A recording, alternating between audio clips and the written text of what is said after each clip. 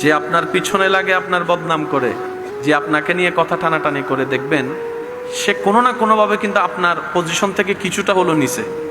আপনি আপনার জায়গায় নিয়ে কিন্তু উপরের জনকে নিয়ে কখন আপনি ভাবেন নাই? জোরে বলেন না। আপনিও আমিও আমরা কোনো না কোনোভাবে যখন কারো বদনাম করি, অটোমেটিক তার পজিশনটা উপরে উঠে যায়, আমাদের পজিশনটা নিচে নেমে যায়। সেজন্য মুমিনরা কখনো গীবত বদনাম করে নিজেদের পজিশনকে নিচে করে না, বরং অন্যের জন্য দোয়া করে নিজেদের পজিশনটা আল্লাহর রহমতের দৃষ্টিতে আরো উপরে তুলে দেয়। বলেন সুবহানাল্লাহ। দুশমন যখন আপনার পিছনে দুশমনি করে আপনাকে নামাবে, রহমান তখন আপনার ধৈর্য দেখে আপনাকে উপরে তুলবে। কাউকে যদি দেখেন আপনার রিজিকে হাত দিচ্ছে, আপনি মনে করছেন আপনার রিজিকে আপনার ভাগে হাত দিচ্ছে, না, সে তার রিজিকের মধ্যে নিজের রিজিকে নিজে হাত দিচ্ছে, নিজেই নষ্ট করে দিচ্ছে।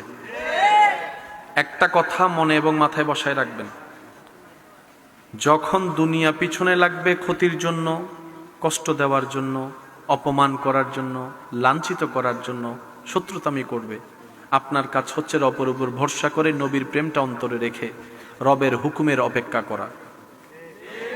আপনার ধৈর্যটা যেদিন রবের কাছে পছন্দ হয়ে যাবে, সেদিন রব্বুল আলামিন নিজেই আপনাকে কুদরতিভাবে সাহায্য করা শুরু করবেন। ইন্নাল্লাহা মা'আস সাবিরিন। চিৎকার দিয়ে বলেন সুবহানাল্লাহ। আল্লাহ যখন সহযোগিতা করবেন, আল্লাহ যখন সাহায্য করবেন, কে আছে আর আপনার সামনে দাঁড়াবে তখন? কথা বলেন ঠিক কিনা? হযরত আব্দুল্লাহ রাহমাতুল্লাহ আলাইহি, হযরত আব্দুল্লাহ রাহমাতুল্লাহ আলাইহি থেকে অন্য ধর্মের একজন মানুষ কিছু টাকা ঋণ করে, নির্দিষ্ট সময় দিয়ে দেওয়ার কথা, কিন্তু কোনো না কোনো কারণে ওই ব্যক্তি, ওই বিধর্মীটা টাকাটা দিতে পারেনি।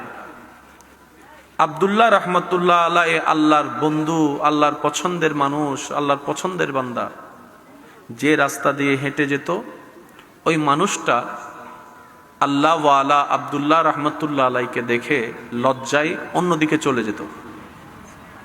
টাকা মেরে খাওয়ার জন্য নয়, দিতে না পারার লজ্জা, কথা রাখতে না পারার লজ্জা, অন্যদিকে চলে যেত। একদিন আব্দুল্লাহ রাহমাতুল্লাহ আলাইহির সামনাসামনি হয়ে গেলেন।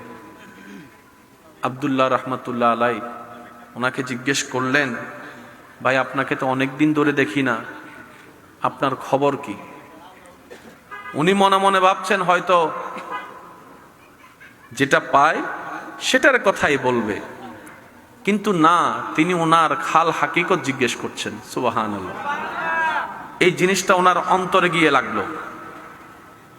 তখন উনি বললেন, ওই ব্যক্তি বললেন যিনি ধার নিলেন, উনি বললেন, হুজুর, আপনার থেকে নিয়েছি একটি কথা বলে, সে কথা তো আমি রাখতে পারিনি, সেই লজ্জায় আপনার সামনে আসতে ভয় লাগছে, আপনার চোখে চোখ মিলাতে আমার লজ্জা লাগছে।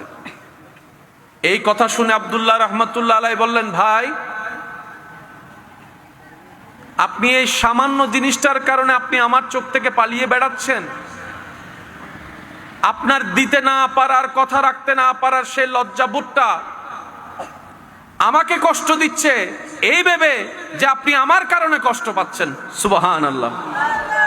তখন আব্দুল্লাহ রাহমাতুল্লাহ আলাইহি বললেন, আমি আপনার থেকে যা পাই আমি সব মাফ করে দিলাম, আপনার উপর আমার আর কোনো দাবি দাওয়া নাই, মাফ করে দিলাম। মাফ করে দেওয়ার পরে আব্দুল্লাহ রাহমাতুল্লাহ আলাইহি সেই ব্যক্তি থেকে ক্ষমা চাচ্ছেন, ভাই, এবার আপনি আমাকে মাফ করে দেন। তখন ওই ব্যক্তি অবাক হয়ে বললেন, হুজুর, আপনি তো আমার থেকে ঋণও করেননি, খারাপ আচরণও করেননি, আপনি কেন আমার কাছে ক্ষমা চাচ্ছেন? তখন আব্দুল্লাহ রাহমাতুল্লাহ আলাইহি বললেন, এই যে আপনি কিছুটা দিন আমার কারণে টেনশনে ছিলেন, কিছুটা দিন আপনার মনে একটা ভয় ছিল আমার কারণে, যেই কারণে আপনি কষ্ট পেয়েছেন কিঞ্চিত পরিমাণ, আমাদের নবী রাহমাতুল লিল আলামিন শিক্ষা দিয়েছে, তোমার কারণে যেন কোনো আল্লাহর বান্দা কষ্ট না পায়। ওই নবীর হাদিস স্মরণ পড়ছে, তাই ক্ষমা চাচ্ছি। ওই বিধর্মী আব্দুল্লাহ রাহমাতুল্লাহ আলাইহির এমন সুন্দর আচরণ চরিত্র দেখে ওই জায়গায় কালিমা পড়ে মুসলমান হয়ে গিয়েছেন। সুবহানাল্লাহ। আল্লাহ তাআলা আমাদেরকে বুঝার তৌফিক দান করুন।